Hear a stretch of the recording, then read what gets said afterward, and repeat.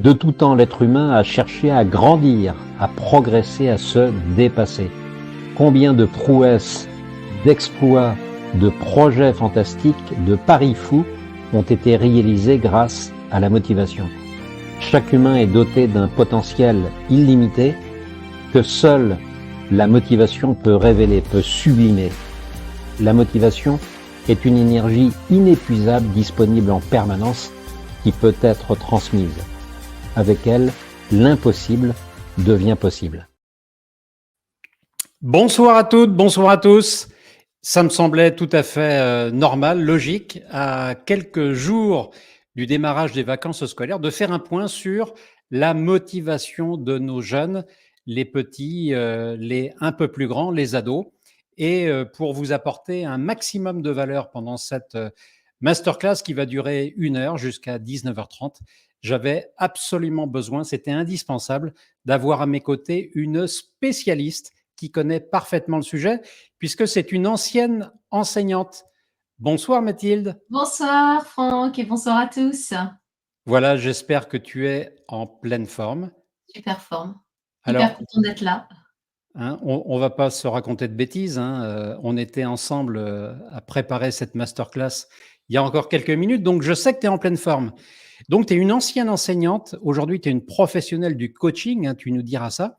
Et tu es aussi une maman. Alors, ce que j'aimerais, c'est que pour les personnes de mon audience qui ne te connaîtraient pas, est-ce que tu peux en dire un peu plus sur qui tu es?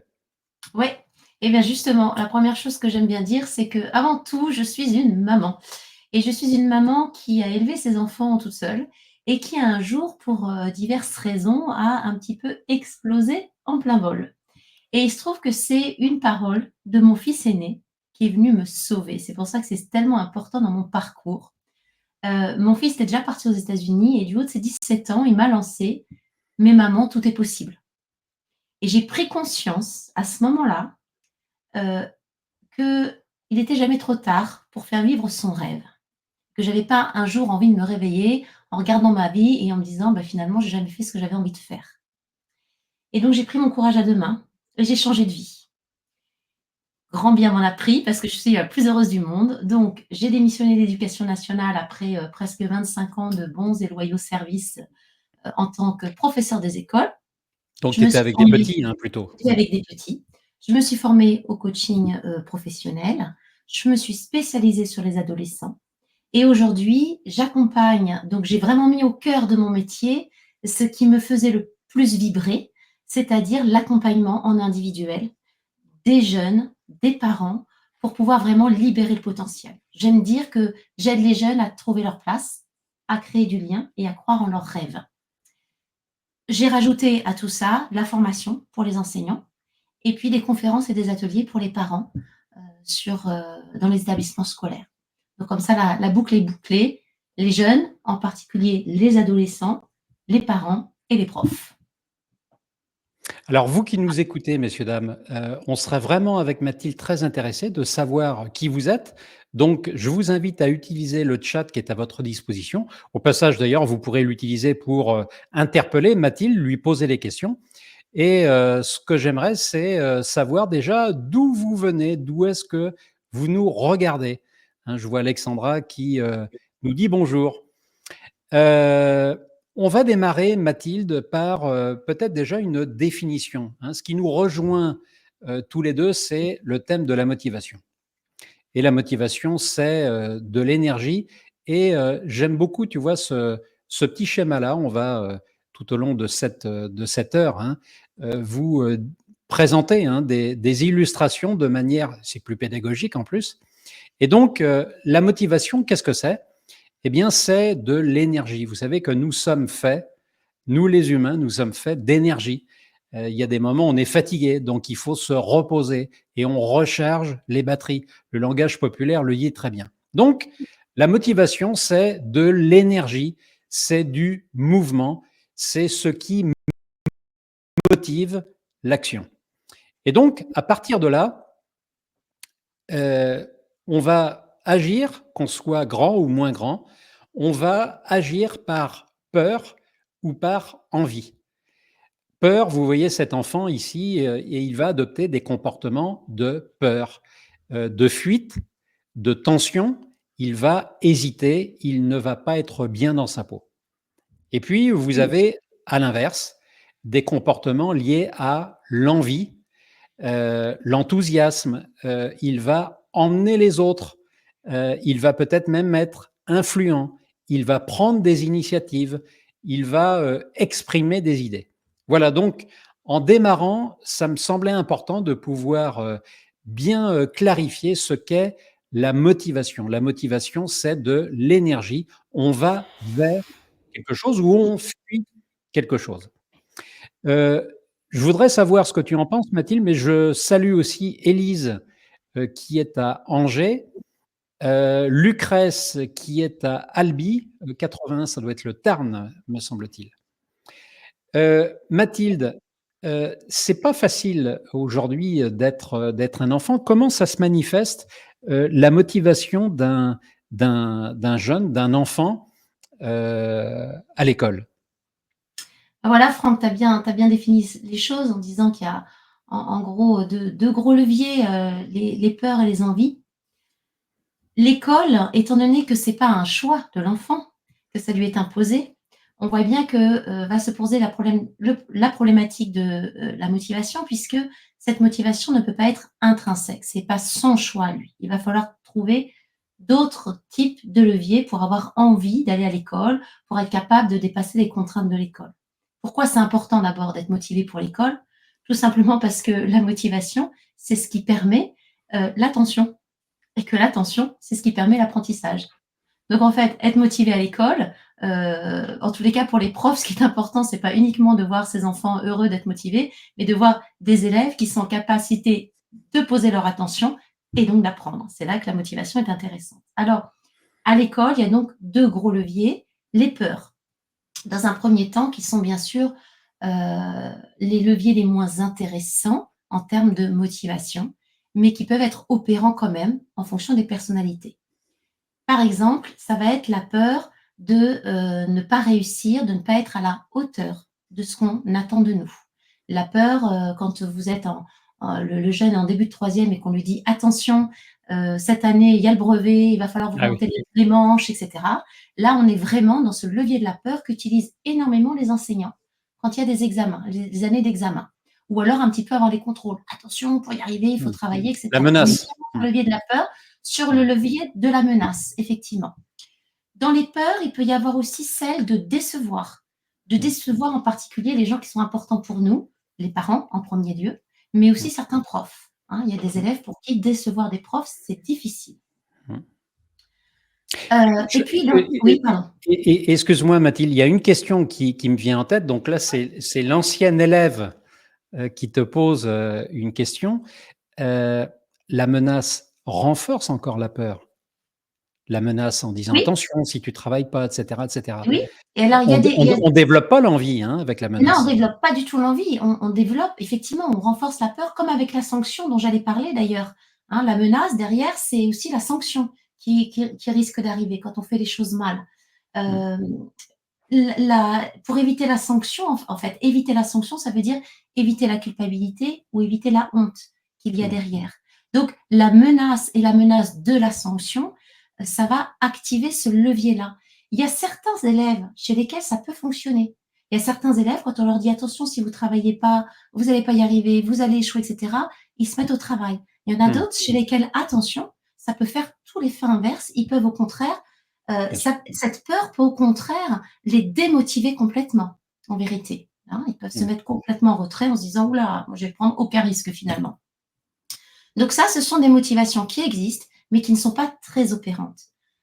La sanction, elle existe beaucoup dans notre système éducatif français. Donc, je fais exprès de la pointer. Mais il y a pendant la sanction, il y a la récompense. Alors, on va pouvoir développer évidemment les envies. Hein, on va en parler tout au long de cette masterclass. Et puis, dans un deuxième temps, tout à l'heure, Mathilde, tu nous donneras des clés pour être davantage évidemment sur l'envie. Là, je me tourne vers le chat. Hein, je rappelle que vous pouvez poser à Mathilde tout au long de cette masterclass des questions en direct. Je rappelle aussi que c'est enregistré et que si vous vous êtes inscrit, vous recevrez demain matin le replay et vous recevrez aussi un petit cadeau. Tu peux nous en dire 2 mots, Mathilde, de ton cadeau? Petit cadeau tout de suite. Un Je vous un propose e-book? je vous propose un e-book sur la motivation, bien évidemment, sur la motivation de vos enfants, comment maintenir une bonne motivation chez vos enfants pour que justement ils puissent aller à l'école le mieux possible avec une partie, théorique, mais qui ne va pas répéter ce qu'on va dire aujourd'hui. Donc Voilà. restez avec nous. Si vous êtes inscrit, vous le recevrez sitôt cette masterclass terminée. Je salue Béatrice, Béa de Chaudron-en-Mauges, Alexandra qui nous précise que le Maine-et-Loire est en force. Voilà pour le moment les commentaires. Donc on attend vos questions. Je reviens à notre propos, Mathilde. Mmh. On se disait en préparation, finalement, il y a 40 ans, 50 ans maintenant, les jeunes étaient les mêmes en fait, hein. Pourquoi est-ce que c'est aussi, peut-être, difficile pour un ado aujourd'hui? Un ado Alors qui est en construction, comme il y a, 20 ans, 30 ans, 40 ans, 50 ans. C'est quoi la grosse différence? alors, avant d'expliquer pourquoi c'est plus difficile aujourd'hui, je te propose d'abord qu'on revienne, grosso modo, qu'est-ce que c'est qu'un adolescent? C'est-à-dire que l'adolescent d'aujourd'hui est le même que l'adolescent il y a 100 ans. On est bien d'accord? C'est-à-dire que structurellement, il est fait les mêmes choses. L'adolescent, c'est la période qui est liée à la puberté, tout le monde le sait, et ça va entraîner chez l'adolescent à la fois une excitation psychique qui va le pousser à vouloir plein de choses nouvelles et surtout à dire «je», à devenir un individu. Et en même temps, ce même adolescent, eh bien, il se retrouve face à un corps qui est en transformation et dont il ne connaît pas la photo finale. Mmh. Et ce corps, il est incontrôlable. Et il y a comme ça, une inadéquation, qui s'opère entre l'excitation psychique, tout ce qu'il voudrait et le corps qui ne contrôle pas. Donc on voit déjà le malaise qui se joue chez l'adolescent. Mais on est bien d'accord que ce malaise-là, on l'a connu nous dans notre jeunesse, nos parents et nos grands-parents aussi, c'est le même. C'est ça qu'on appelle la crise identitaire? Alors, c'est un petit peu plus profond que ça encore Ouais. justement. Un jeune, tant qu'il est pas encore adolescent, il se vit comme, un être en évolution, mais en évolution constante, une évolution assez linéaire, assez cohérente. Et puis, il y a un moment où il sent une rupture. Il se vit comme quelque chose de discontinu. C'est ça que symbolise, sur la slide les morceaux de puzzle. Imaginez que, l'enfant était un puzzle avec des pièces bien réunies et tout d'un coup ces pièces, se désunissent et il va falloir tout reconstruire. Cette discontinuité que ressent l'adolescent en lui, qui est forte, heu, entraîne, alors ça va parler à tous les parents d'adolescents, son sentiment d'insatisfaction permanente. Alors Voilà. Et on peut situer une tranche d'âge? On est sur alors quoi là? 13 ans? l'adolescence, oui, l'adolescence aujourd'hui, grosso modo, elle va de 10 à 24-25 ans. 10-12 ans à 24-25 ans. C'est Ah long bon? parce Je suis qu'aujourd'hui surpris. l'adolescence, oui, c'est parce qu'aujourd'hui l'adolescence, sa définition, n'est plus basée, sur la période pubertaire stricto sensu, c'est basé Mmh. vraiment sur l'insertion de l'adolescence au sein de la société. La définition s'est élargie en fait, d'accord? Pour terminer sur ce jeune en construction, je vous disais continuité dans laquelle il se vit et qui entraîne cette insatisfaction permanente, va entraîner d'autres choses que les parents vont reconnaître. Ça entraîne une inattention, vraiment un problème d'attention. Ça entraîne des problèmes d'organisation et puis ça entraîne des comportements très changeants. Mmh. Donc là, je pense que tout le monde peut reconnaître l'adolescence dans toute sa splendeur. Alors à l'école, du coup, c'est difficile effectivement, parce qu'à l'école où il y a les contraintes, on demande de l'attention, on demande de l'organisation, eh bien quand on devient adolescent, c'est pas facile de supporter tout ça. Et en même temps, heureusement qu'il y a ces contraintes-là. Parce que sinon l'adolescence, elle ne serait plus du tout contenue. Donc c'est très important pour sa construction qu'il y ait ces contraintes-là. J'aime le commentaire de Lucrèce qui dit: «Tout à fait, d'exclamation, insatisfait». Et ben voilà. Alors, C'est ça. Mathilde, on est d'accord, ça finalement, cette construction, cette instabilité, d'abord on l'a vécu, On l'a vécu, on a tous fait avec. On a tous fait avec Ouais, et quelles que soient les générations, c'est toujours pareil. Sauf que là, il y a quand même un élément qui est très nouveau, c'est le monde d'aujourd'hui n'est pas celui d'il y a, et voilà, 15 ans, 20 ans. c'est ça.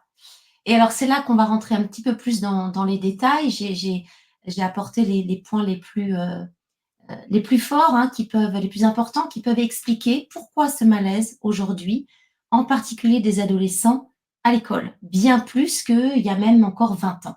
Parce que notre société a changé et que l'adolescence aujourd'hui se fait dans une société qui est beaucoup plus individualiste, hein. Le fait individuel prédomine sur le fait collectif et donc ça va pousser l'adolescent à devoir, vraiment, s'affirmer en tant qu'identité. La crise identitaire va être plus forte aujourd'hui qu'il y a quelques années.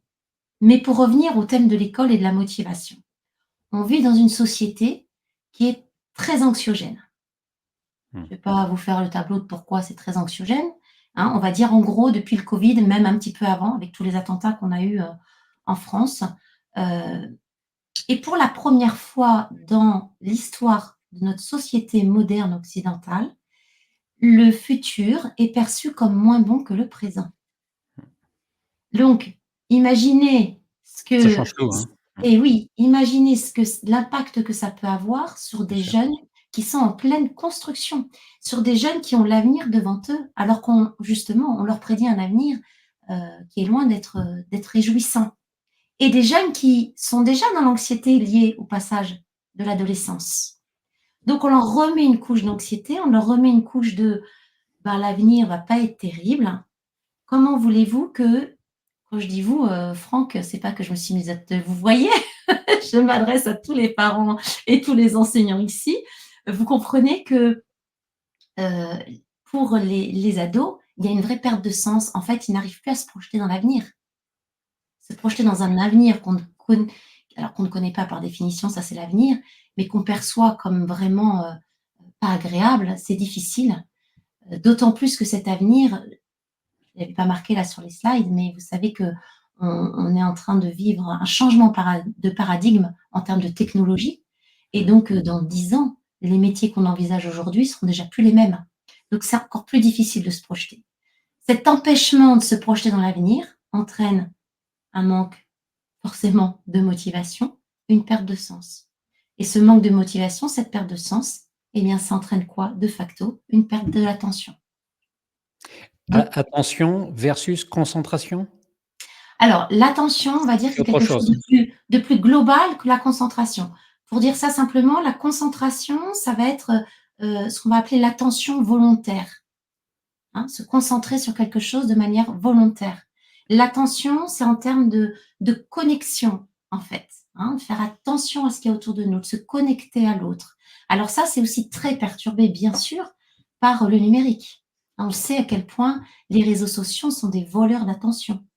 Chez des jeunes qui, en plus, ont, un cortex préfrontal qui n'est pas mature et qui, du coup, ont des difficultés à excusez-moi, j'ai employé des termes un petit peu, peut-être techniques, mais à inhiber, à s'inhiber eux-mêmes, en fait. C'est-à-dire que toutes les distractions, qui vont venir à eux vont être, ils vont pas réussir à se les interdire, en fait. Voilà, beaucoup plus difficilement que nous, en tous les cas. Tu Donc il y a écris une grosse perte aussi d'attention. pardon Mathilde, Ouais, tu écris aussi sentiment de toute puissance. ouais. Qu'est-ce que ça veut dire? Alors, ce sentiment de toute puissance, je pense que c'est pareil, les parents d'ados voient un petit peu de quoi je veux parler. Les sentiments de toute puissance.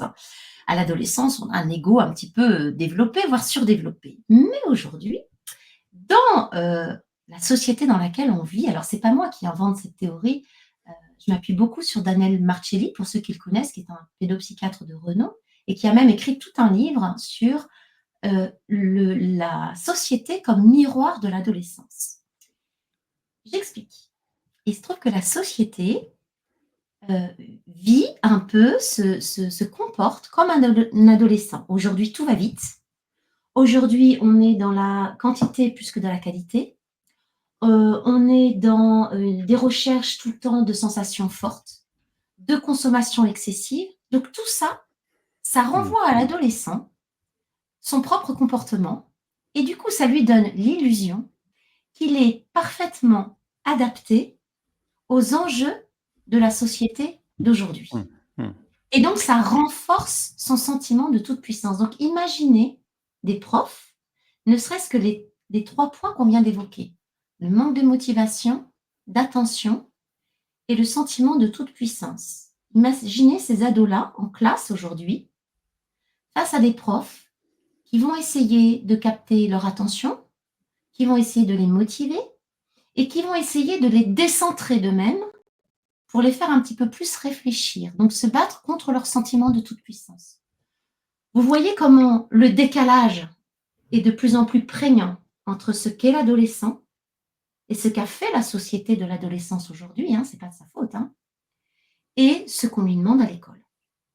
Je vois différentes questions là qui sont posées. Je pense à Élise et il me semble, Mathilde, qu'on pourra aborder les, Oui, beaucoup de sujets au travers. Tu la lis aussi cette question-là, oui, au je t'entends travers de bien. cette question. Par exemple, Oui. moi, c'est quelque chose que j'entends beaucoup. C'est comment aider un ado qui n'a aucune motivation scolaire ni professionnelle, qui n'exprime aucun goût pour rien d'autre que le numérique. Ouais. Alors, je ne sais pas si c'est le moment d'y répondre parce que de tout Ouais, à on l'heure, verra en ça tout à montrant l'heure. Ouais, absolument. voilà, en montrant comment on fonctionne, mais vraiment, si jamais Voilà. on l'oublie, mais ça m'étonnerait, ce serait bien qu'Élise nous le rappelle, parce que ça va être intéressant de voir, à partir des mécanismes de la motivation, comment on peut aller effectivement, chercher les choses chez les adolescents. Alors, je voudrais lire aussi la question d'Alexandra et de Lucrèce, pour être, d'abord pour bien les noter et puis être certain de traiter Ouais. ces questions-là avant la fin. Parce que c'est toujours un exercice, très ambitieux d'aborder un tel sujet en 1 heure seulement. Ah oui, Alexandra ben, qui oui, on pourrait y passer la journée, hein, ouais. Alexandra qui nous dit: «Est-ce que cette peur ou angoisse d'un avenir plus dur que le présent ne dépend pas de l'état d'esprit familial? Je ne suis plus ado», précise Alexandra, «mais je me souviens qu'à cette époque de ma vie, on ne me prédisait pas un avenir radieux collectivement». Mmh. Bien sûr, c'est là c'est un petit peu tout mon propos, c'est-à-dire que si, aujourd'hui, je donne des conférences et des ateliers aux parents, c'est justement pour leur dire que bien sûr, vous avez quelque chose à faire là-dessus. Bien sûr qu'on peut se laisser envahir par la surinformation, qui va venir nous prédire un avenir, terrible, mais on peut aussi transformer les choses, nous, en tant que parents.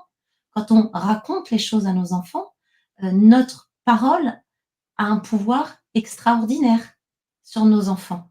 Donc Mmh. évidemment, ce qu'on va leur raconter va tout changer de leur perception. Donc oui, Alexandra, l'esprit familial est juste fondamental. Mmh. Ça, c'est très important ce que tu dis. Ça veut dire que là, on peut, faire Mais bien quelque sûr, chose. Il y a pas de fatalité à la mais non, démotivation. mais Hein. non. Lucrèce qui, aussi dit: «Il y a un dou», alors là, c'est plus un commentaire, j'imagine. «Il y a un double travail pour la récupération de la motivation», dit-elle, «scolaire et celle de la vie perso, le sens de la vie», point d'exclamation. Oui, oui, je suis d'accord. C'est-à-dire que pour récupérer la motivation scolaire, le détour est très important. C'est-à-dire que la motivation scolaire ne va pas passer par la motivation scolaire stricto sensu. Ça va passer par justement la capacité à l'individu à se connecter, c'était un petit peu dans la question d'Élise, se connecter à ce qui le fait vibrer fondamentalement. Et Oui. plus il va y avoir des choses, l'adolescent, on verra tout à l'heure, qui vont le faire vibrer en dehors du scolaire, plus ça va venir nourrir aussi sa motivation dans le scolaire. Oui, c'est ça. Ce que tu Si je comprends bien Mathilde, en fait, il faut pouvoir chercher chez son, ado, chez son jeune, des points qui le font vibrer. Même si c'est, Mmh. le numérique, hein, Élise, hein? Pourquoi pas? Après le numérique, c'est pareil, c'est un sujet sur lequel on pourrait rester une journée entière, mais tout dépend de comment on l'utilise, ouais.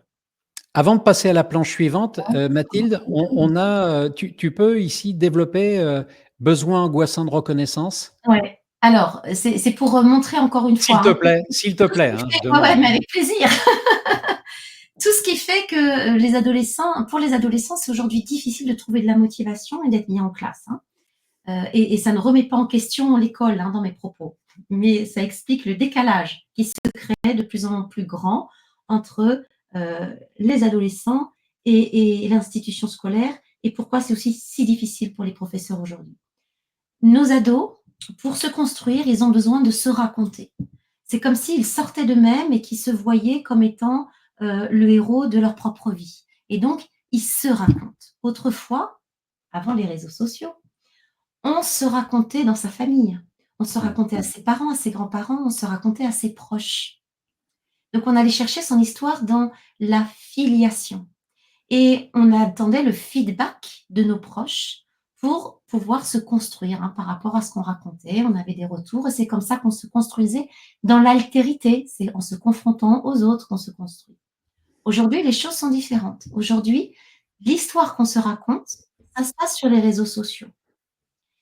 Du coup, cette histoire, elle est diffusée non pas à nos proches, mais à des milliers de personnes. Cette histoire, elle est diffusée à l'infini. Et donc, on attend un retour d'un puits sans fond. Ce besoin de reconnaissance qu'autrefois on allait chercher chez nos proches et donc dans un petit nombre, aujourd'hui on va le chercher sur une infinité de personnes. Cette angoisse, par conséquent, elle devient frénétique. Elle devient, pas cette angoisse, pardon, ce besoin de reconnaissance devient Très fort. frénétique et devient angoissant parce qu'il est sans fond. Alors, qu'est-ce que ça donne? Ça donne en classe des enfants, des jeunes qui ont besoin de reconnaissance tout le temps, tout le temps, tout le temps, tout le temps. Or, on a un système scolaire qui, au lieu d'aller sur la reconnaissance, d'aller mettre en valeur ce qui va bien, va aller sur la remédiation des difficultés. Ça, c'est notre système scolaire à nous. On a tendance à faire comme ça.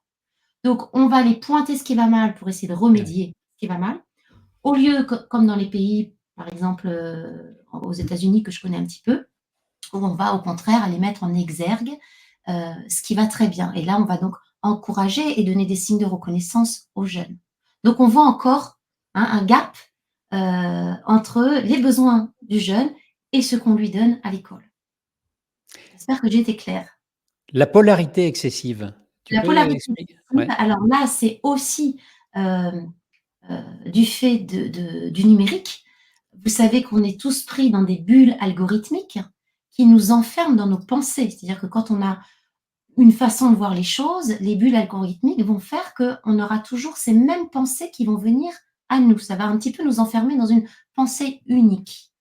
Okay, ça va donc entraîner ce que j'appelle la polarité excessive, ce qu'on en parle, c'est-à-dire se polariser, on est pour ou on est contre. En tous les cas, il n'y a plus de nuance. Il n'y a pas de nuance de gris, oui. Il n'y a plus d'esprit critique. On ne peut pas être à la fois pour l'un et pour l'autre. Il faut absolument trancher. Et ces bulles algorithmiques, elles vont polariser les jeunes, c'est-à-dire qu'ils vont être de plus en plus sûrs d'eux et ils vont avoir de plus en plus de mal à se décentrer pour penser autrement, pour penser contre eux, c'est-à-dire penser vraiment.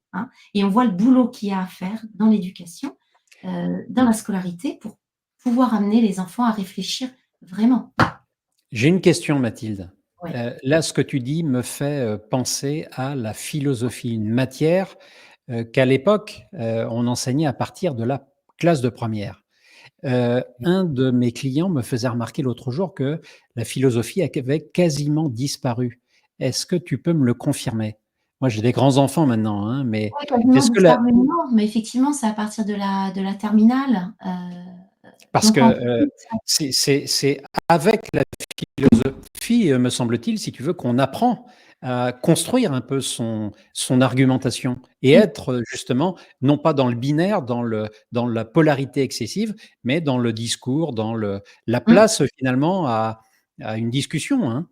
C'est-à-dire que la philosophie, pour ça, c'est extraordinaire. C'est-à-dire que c'est plus facile d'amener un jeune à penser, à sortir de ses pensées, de sa polarité avec une matière comme la philosophie qu'en mathématiques. Mais en vérité, en mathématiques, c'est vrai aussi. Il faut arriver à sortir de soi pour pouvoir penser. Simplement, c'est plus facile avec la philosophie, d'autant plus que la philosophie, elle peut, malgré ce qu'on peut penser parfois, c'est pas quelque chose de très hyper théorique. C'est-à-dire qu'on peut tout à fait ramener la philosophie dans du quotidien. Et c'est souvent pour ça que ça passionne les jeunes, d'ailleurs.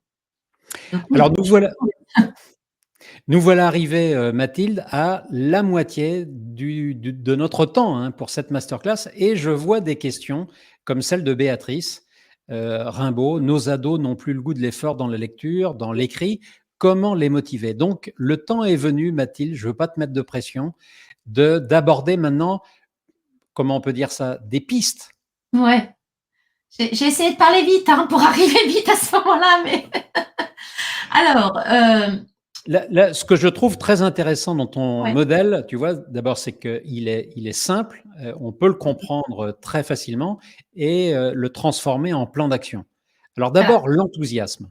Donc, mon modèle, effectivement, c'est quels sont les piliers indispensables à une excellente motivation. J'ai mis des exemples d'enfants petits qui apprennent à faire du vélo.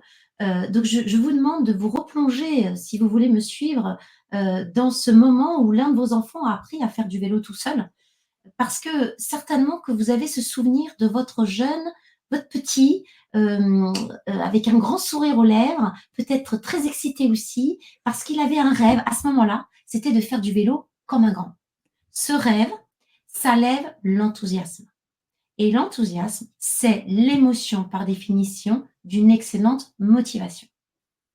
Donc quand on a un rêve, alors ce que j'appelle un rêve, c'est une aspiration, un projet, quelque chose de plus grand que soi qu'on a envie de réaliser, et c'est pas forcément professionnel.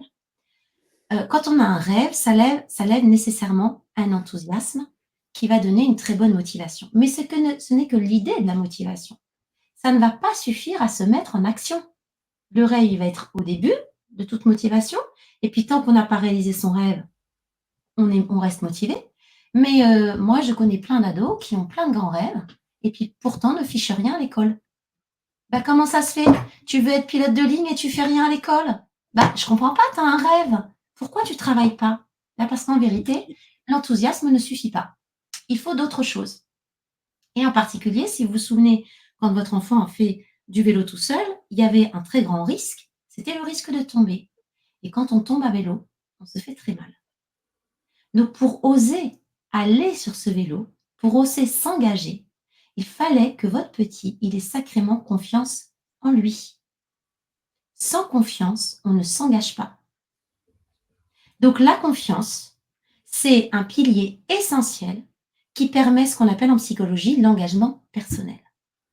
Et enfin, rappelez-vous, ouais, tu voulais me dire quelque chose? Oui, oui, oui, Mathilde. Tu dis en vélo, quand on tombe, on peut se faire très mal. Alors Ouais. attention, hein, il ne s'agit pas de faire du vélo au bord d'un ravin. Mais est-ce que la confiance peut aller jusqu'à finalement prendre le risque d'avoir son enfant se faire un bobo au genou? Il aura appris quelque chose. Donc là, tu parles de la confiance du parent? Absolument, oui, la confiance du parent, oui, Parce oui, que oui, moi, là, qui je parlais de la valide. confiance de l'enfant, hein. Ouais, ouais. Moi, je parlais de la confiance de l'enfant, mais bien sûr que pour que l'enfant ait confiance, il faut que le parent ait confiance en lui. Si l'enfant dit: «Moi, je suis en cap», alors il va pas le dire comme ça évidemment, un petit, il va pas le conscientiser comme ça, d'accord.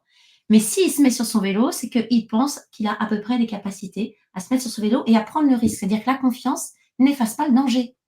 Être confiant, ça veut pas dire qu'il y a un déni du danger. Être confiant, ça veut dire: «Je sais qu'il y a un danger, mais je vais le prendre. Je suis, je pense, en capacité de pouvoir le dépasser». Et effectivement, il faut que les parents aient aussi confiance dans l'enfant, sinon ça ne fonctionne pas. Ça, c'est certain. Et Et, puis enfin, ouais, et là, je pense à quelque chose aussi, c'est la force du regard. oui. Alors, j'y viens en fait, parce que c'est dans, tu vois, la dernière petite image qui parle de la sécurité. En fait, quand on accompagne son enfant faire du vélo pour la première fois, on sécurise son environnement, on ne lui fait pas faire du vélo sur une nationale, et puis on le sécurise par notre présence. C'est-à-dire que Mmh. rappelez-vous, vous avez tenu votre enfant jusqu'à temps qu'il vous dise certainement de le lâcher. Et là, et c'est ce que tu viens de dire, ce regard, c'est le soutien en vérité.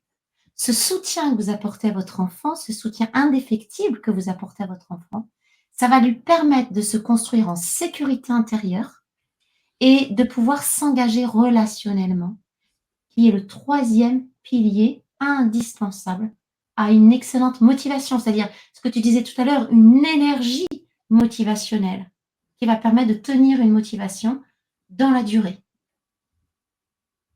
Est-ce que j'ai été claire? C'est, J'ai essayé de faire vite, hein. oui, Non, parfaitement et c'est, moi je bois du petit lait, c'est très important, hein, ce que tu dis. Je pensais à une chose, tu vois, il y a quelque temps, j'animais donc, une conférence sur la motivation et une mère de famille, dit: «Mais en fait, mon fils n'est pas motivé pour les maths, est-ce que vous avez un secret pour le motiver?» Et alors on n'a pas échangé devant tout le monde, hein. Après on a discuté à part, tous les 2. Et en fait, j'ai compris une chose, c'est que pour elle, motivation égale, il doit faire ce que je souhaite qu'il fasse. C'est-à-dire, c'est bon pour lui les maths parce que la série, S, et cetera, la voie royale scientifique. Et en fait, on a échangé ensemble et je pense qu'elle a peut-être, je pense, compris que, la motivation, c'était accepter qu'il fasse quelque chose qui lui plaise et à lui et pas forcément à sa mère. Et je repense aussi au rêve.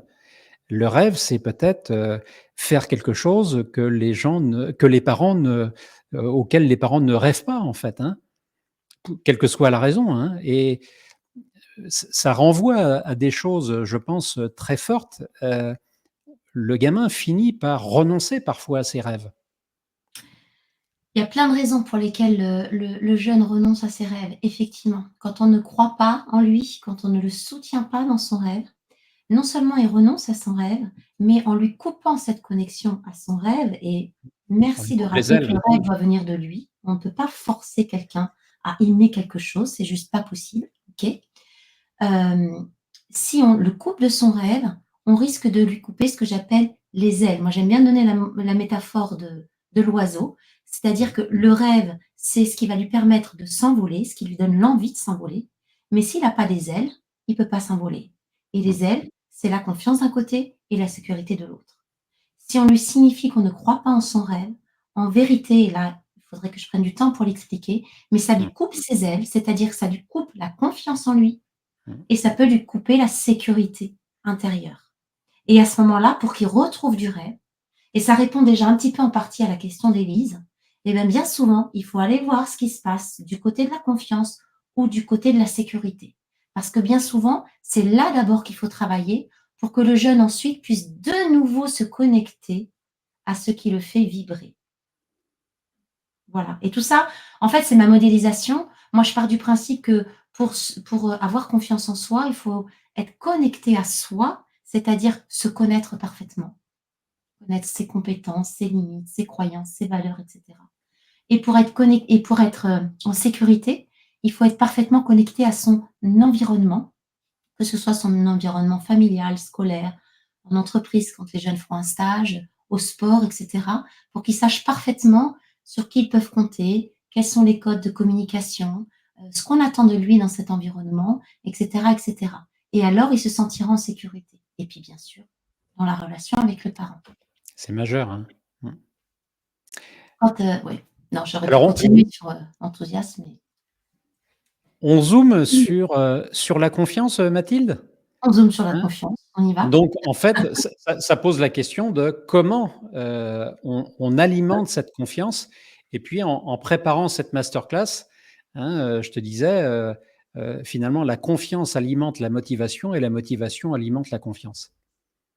Mais Donc oui. là, toi Et voilà, on voit donc pourquoi, hein. Tu as vu avec le modèle juste avant, effectivement, là, voilà, ça la confiance fait intégralement partie de la motivation. absolument. Là, je vois le commentaire d'Alexandra qui dit: «Bah, Oui. merci, hein, je Mmh. comprends mieux maintenant pourquoi mon fils de 19 ans rêve et ne se lève pas encore». Et ben voilà, donc à voir du côté de la confiance, du côté de la sécurité, il y a certainement des choses à aller voir effectivement. C'est chouette Alexandra de prendre conscience comme ça des choses. Ça fait des sacrés pas en avance, hein. Mmh. Alors Donc sur la cette confiance, ouais. oui, oui. Sur cette slide, Mathilde, donc la confiance, comment elle se nourrit? Alors, heu, je parle aux parents là, hein, on est d'accord? Pour aider votre enfant à renforcer sa confiance ou à prendre confiance en lui, j'ai noté ces 4 points-là qui me paraissent essentiels. 1, c'est bien le comprendre, bien comprendre son fonctionnement pour pouvoir respecter ses besoins. On a expliqué tout à l'heure, très brièvement, ce que vivait un ado de l'intérieur et donc vous pouvez comprendre qu'il ait besoin, à certains moments, de s'isoler, qu'il ait besoin de ne pas parler aux autres, qu'il ait besoin d'être triste, sans savoir forcément pourquoi. Parce qu'en vérité, un ado, ça vit une période de deuil, parce qu'il est en train de se séparer de manière définitive du petit qu'il était. Et il va donc traverser des émotions qui sont celles du deuil. La colère, la tristesse, le déni, etc. Mais il ne sait pas pourquoi. Il y a des moments où il est triste, il ne sait pas pourquoi. Il y a des moments où il est en colère. Mais vous, parents, savoir que quand il est triste ou quand il est en colère, ce n'est pas contre vous, ça va déjà changer toute la perspective. Vous allez pouvoir respecter son besoin de s'isoler, son besoin de ne pas forcément vous parler quand il rentre des cours, ni même forcément plus tard d'ailleurs, et ne pas aller le questionner sans cesse pour lui demander bah, qu'est-ce qui t'arrive mon petit chéri, t'as pas l'air bien, parce que là vous êtes sûr que il va vous renvoyer dans vos pénates, parce que ça va profondément l'énerver puisqu'il ne sait pas pourquoi. Respecter ses besoins parce qu'il a besoin de ces moments-là, mais en même temps, ça ne veut pas dire non plus qu'on se laisse traiter de tous les noms ou qu'on le laisse s'isoler non-stop dans sa chambre. Ça veut dire qu'en même temps, pour qu'il ait confiance en lui, il lui faut des barrières. C'est-à-dire que vous imaginez que votre jeune, il est sur un chemin qui va être plus ou moins large en fonction de son âge. Donc, plus il est jeune, plus le chemin est étroit, plus les barrières autour vont venir être en garde-fou de chaque côté du chemin, de manière étroite. Et puis, plus il grandit, plus on va lui laisser de l'espace, bien évidemment. Mais on reste les garde-fous du chemin pour éviter qu'il ne tombe, pour éviter que, par exemple, il ne reste toute la journée dans sa chambre avec son portable. Et c'est là que les exigences rentrent en jeu, le cadre familial, les règles qui doivent rester, des règles qui sont souples en fonction de l'âge, bien sûr, mais qui sont, euh, mais qui sont fondamentales dans la construction de la confiance de l'enfant. Parce que s'il n'y a pas de règles, il perd confiance. S'il n'y a pas de garde-fou, il ne peut pas construire sa confiance. Les encouragements. On disait tout à l'heure, on est dans un système non, tu voulais rajouter quelque chose d'abord?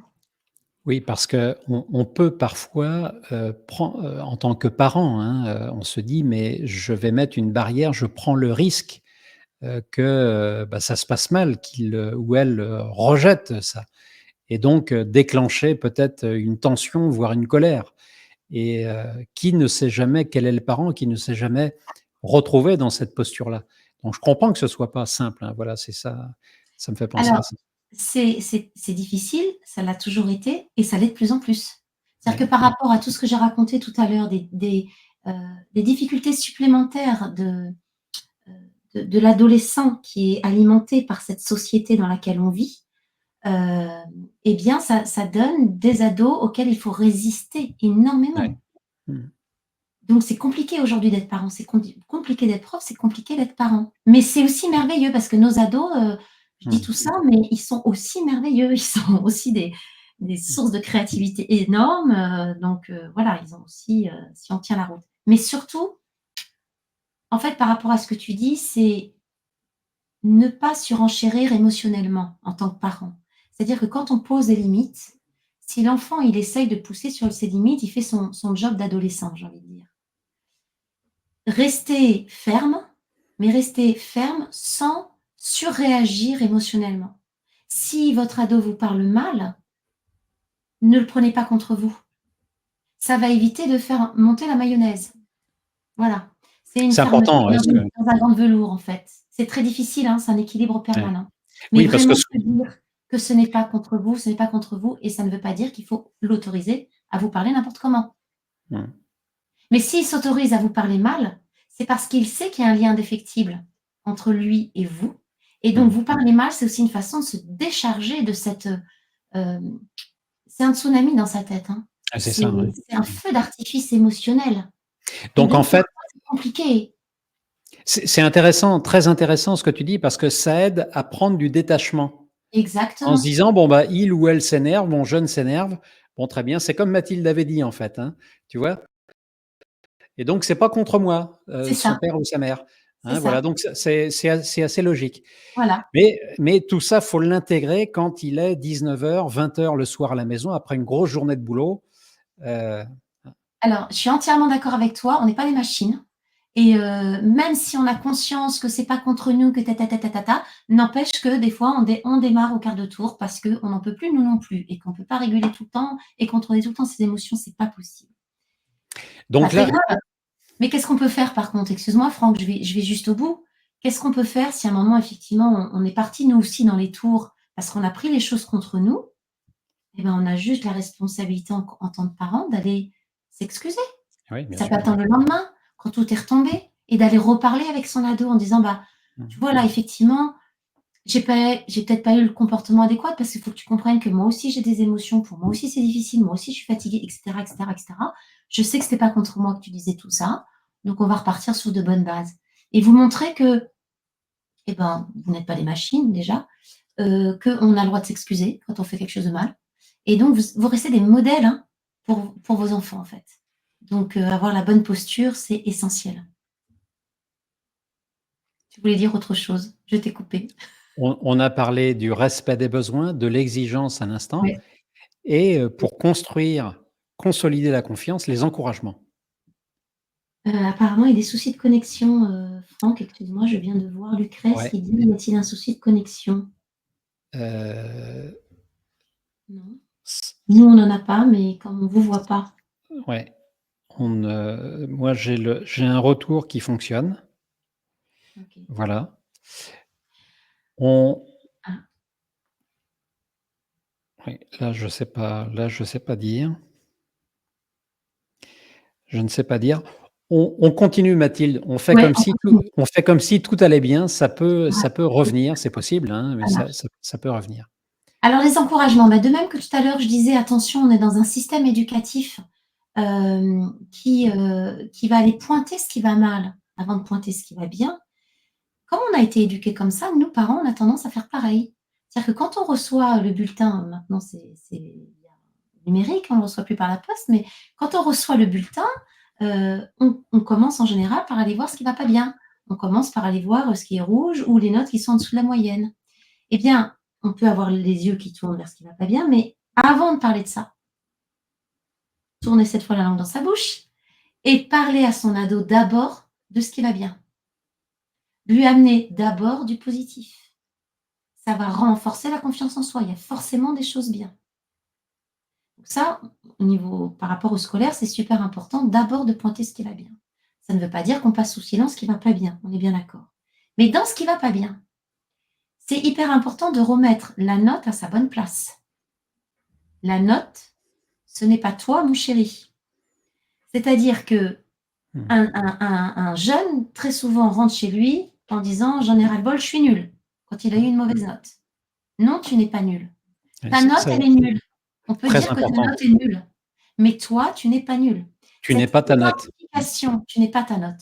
Cette identification à ce qu'on fait, alors là, on la retrouve et Dieu sait si j'aurais des choses à raconter moi en tant qu'enseignante de ce que j'ai entendu, heu, Mmh, de mes petits élèves autrefois. mmh. Heu, jusqu'à un petit, je vais quand même le raconter parce que c'est assez énorme, un petit qui raturait tout le temps, tout le temps, tout le temps parce qu'il était très, très, très angoissé à l'idée, de se tromper. Donc il passait son temps à raturer, donc vous imaginez que ses cahiers étaient vraiment en état de torchon. Et en fait, un jour où j'ai demandé à mes élèves de se dessiner, de faire leur autoportrait, il s'est dessiné en cochon, Mmh. le petit. Heu et quand j'ai reçu la maman quelque temps après, en fait, elle n'a pas arrêté de répéter à son fils: «Tu es un cochon», en revoyant Mmh. ce qu'il Mmh. Mmh. au lieu de lui dire: «Tu es écrit comme un cochon», ce qui est quand même très, très différent. Donc on s'identifie très facilement et ça peut aller très loin. Donc les encouragements, c'est ça aussi, c'est remettre la note et même l'erreur à sa place. On ne peut pas apprendre sans faire des erreurs. Alors ça, c'est plutôt le côté enseignant, hein, qui peuvent remettre l'erreur à la bonne place aussi.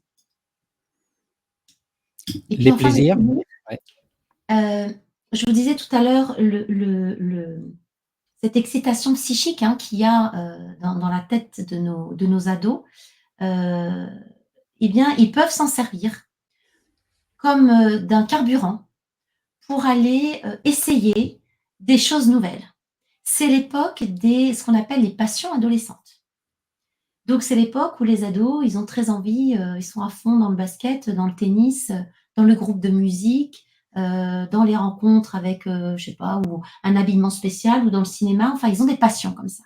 Et ces passions leur permettent d'aller exercer leur créativité et d'aller, défouler tout le trop-plein qu'ils ont, d'aller externaliser tout ça. Plus on leur permet ces passions adolescentes, plus on leur permet de les faire vivre, plus ils vont avoir de la motivation au quotidien. C'est tellement agréable de se dire qu'on va avoir un match le week-end d'après. Donc même si on n'est pas bien à l'école, c'est ce qu'on disait tout à l'heure, on se motive pour quelque chose qui est à l'extérieur de l'école et ça va faire du bien aussi à l'école. Parce que les contraintes de l'école vont être d'autant plus facilement acceptées qu'il va y avoir quelque chose à l'extérieur de l'école qui va motiver le jeune. Est-ce que ça veut dire aussi, Mathilde, qu'il faut vraiment les inviter, tu vois, quand ils sont plutôt tendance à rester vers eux, à la maison, à ne travailler que sur l'école? Est-ce qu'il faut les inviter à avoir des passions, justement, les Ah oui, autoriser ah oui. à Faut bien sûr les autoriser, leur faire découvrir s'ils n'ont pas d'idée. Si nous, parents, on en a des passions, parce que c'est comme ça que ça fonctionne, je l'ai dit tout à l'heure, hein, les parents, on est des modèles. Si les parents n'ont aucune passion, ça va être difficile pour les enfants de développer des Sûr. passions. Ils sont un petit peu à l'image. Si nous, on a envie de rencontrer des gens, qu'on a envie d'essayer du sport, qu'on a envie d'essayer de la musique, nos enfants, ils vont se calquer sur nous, ils auront eu cette habitude-là. Donc non seulement il faut leur ouvrir leur curiosité, cet espace créatif-là, mais en plus, faut pas simplement les y déposer. Alors, par exemple, s'ils font du sport, alors moi je parle beaucoup de sport parce que j'avais des garçons sportifs, mais ça peut être autre chose. C'est pas simplement les déposer et de faire le chauffeur, mais c'est de s'intéresser à ce qu'ils font.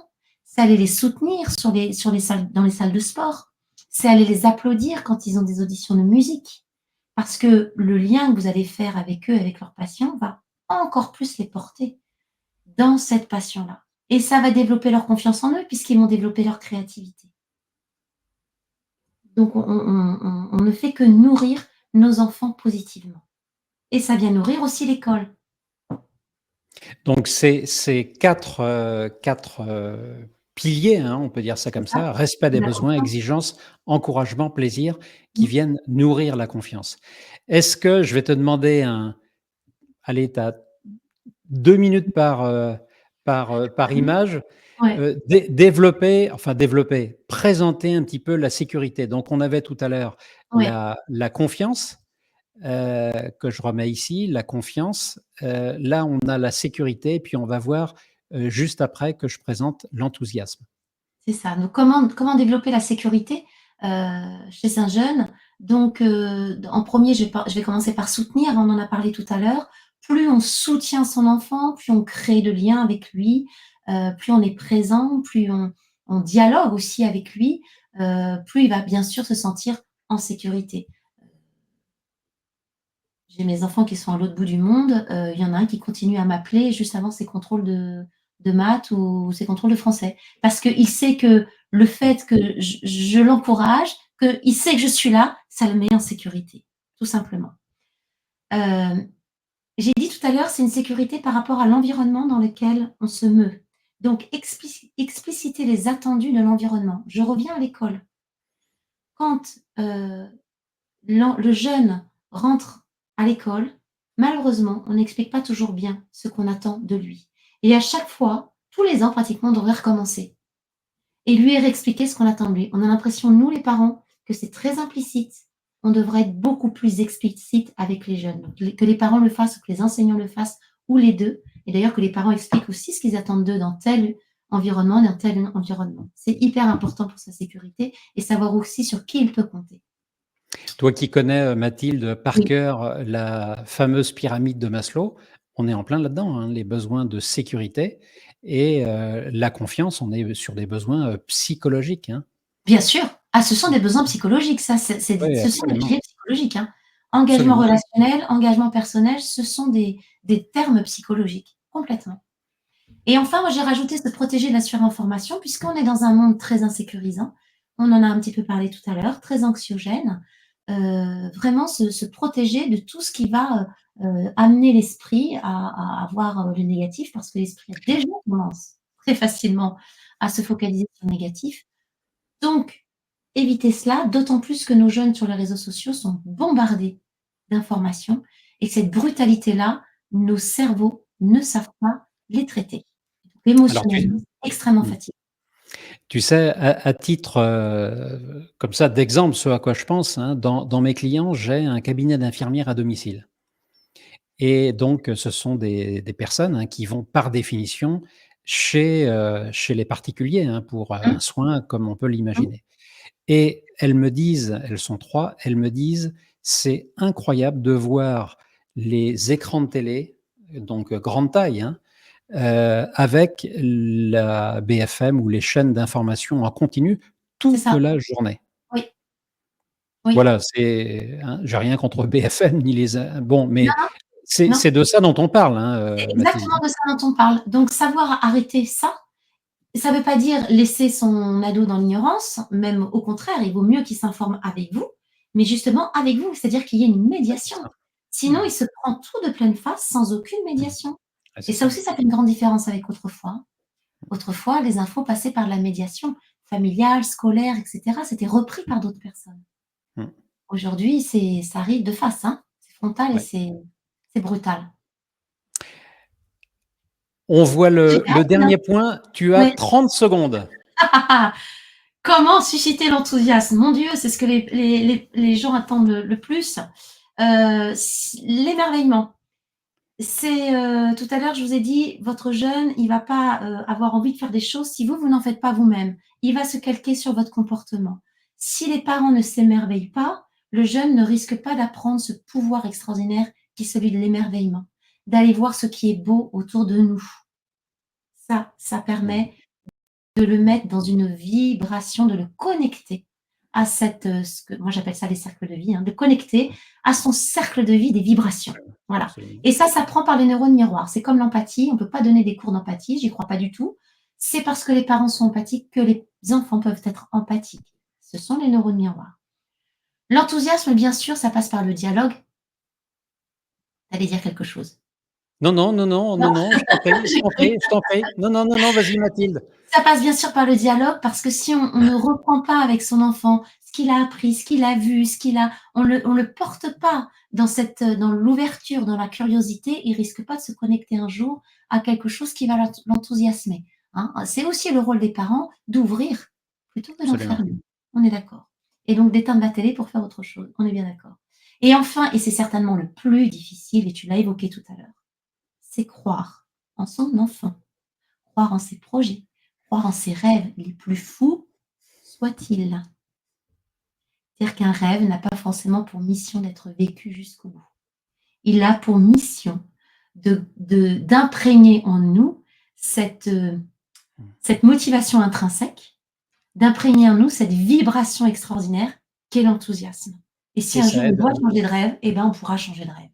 et quand tu as un projet, eh bien, tu te lèves le matin, tu sais pourquoi? Peut-être que tu l'atteindras jamais, mais en attendant, tu as Exactement. vécu avec et tu as rayonné autour de toi l'énergie que t'a apporté ce projet. Exactement et je dis c'est le plus dur pour les parents parce que et c'est normal, hein et moi je suis passée par ça aussi, on est toujours plein de peur. On veut le Mmh. meilleur pour nos enfants, on a peur qu'ils réussissent pas telle chose, on a peur pour eux, on veut les prévenir des dangers, mais finalement c'est totalement contre-productif en vérité parce qu'en leur donnant nos peurs, c'est ce que je disais tout à l'heure, on leur coupe leurs ailes, tout Tu sais simplement. qu'on pourrait On y peut travailler passer sur ça. des heures et des heures, Mathilde. On pourrait faire une masterclass uniquement sur ce sujet-là. En vérité. Mais c'est bien Pour pour ce ça que su moi j'accompagne les enfants sur ces sujets-là, parce que il y a de quoi faire, vraiment, pour les reconnecter à leur vibration justement. Alors donc, messieurs, dames, vous allez recevoir dans quelques minutes, sur, votre adresse mail, le fameux cadeau dont vous parlait, Mathilde. Vous avez aussi, ses coordonnées. Donc le cadeau, c'est, l'e-book et puis demain matin, vous recevrez le replay avec, le replay au complet, parce que manifestement, il y a eu, nous précise entre autres Lucrèce, il y a eu un bug. Voilà, alors on était diffusé sur les 3 réseaux, c'est-à-dire LinkedIn, Facebook, Insta. Voilà, j'espère que vous avez pu nous suivre, que ça a pu vous donner des clés Et Mathilde, je te remercie 1000 fois. Ben, merci à toi pour l'invitation, Franck. C'est toujours hyper frustrant pour, pour moi parce que waouh, il y aurait tellement à dire. Voilà, Et j'essaie de parler vite, je suis désolée. seras-tu là dans 1 mois, Mathilde? Un peu plus d'1 mois? Oh, oh, qu'est-ce que je serai là pour ton sommet, Franck. Alors, messieurs, Raconte. dames, moi, ce qui me fait kiffer, enfin, voilà, voilà que je parle comme les Jones maintenant, Super. c'est la motivation et pendant une semaine, chaque soir de la semaine, du lundi au vendredi, à partir de 18h30 jusqu'à 20h, donc j'aurai 2 invités, 3/4 d'heure chacun, donc 5 soirs, 2 invités, 10 experts de l'audace, de la motivation, de l'engagement. Le premier invité sera quelqu'un, d'abord tous les invités sont exceptionnels, tous sont exceptionnels et tous ont fait quelque chose d'exceptionnel. Mais je vous parlerai déjà de mon premier invité. Pour les plus anciens, vous avez sans doute vu à la télévision le 26 décembre 1994, c'est passé à la télévision, un avion d'Air France, les 200 passagers ont été pris en otage à l'époque par le groupe islamique armé. Et le GIGN est intervenu et il y avait plusieurs gendarmes, les gendarmes d'élite. Hein. Voilà, et j'aurai le plaisir de recevoir l'un de ces gendarmes d'élite qui a libéré ces 200 personnes et il nous parlera de l'engagement. Et je trouve ça magnifique. Voilà, je vous souhaite une très bonne soirée. Mathilde, merci beaucoup. Tu es en vacances scolaires prochainement? Bah, moi, je suis plus en vacances scolaires. Là, mais c'est tellement mieux comme ça pour moi, en tous les cas. Voilà, messieurs, dames, je vous souhaite une très bonne soirée. Merci de nous avoir suivis. Et puis, bah, écoutez, qu'est-ce qu'on peut se souhaiter? De se revoir, de se retrouver vite, de venir tous à ton sommet, et puis de continuer à échanger surtout, oui. Moi, en tous les cas, je réponds à vos questions, même en dehors, hein, d'un format comme ça, Voilà, autant vous que besoin. aurez les coordonnées de Mathilde, hein, sur le mail, hein, que vous allez recevoir dans quelques minutes. Voilà, très bonne soirée à tous et je vous dis à très bientôt. Merci beaucoup Mathilde. Merci De encore. tout temps, l'être humain a cherché à grandir, à progresser, à se dépasser. Combien de prouesses, d'exploits, de projets fantastiques, de paris fous ont été réalisés grâce à la motivation. Chaque humain est doté d'un potentiel illimité que seule la motivation peut révéler, peut sublimer. La motivation est une énergie inépuisable disponible en permanence qui peut être transmise. Avec elle, l'impossible devient possible.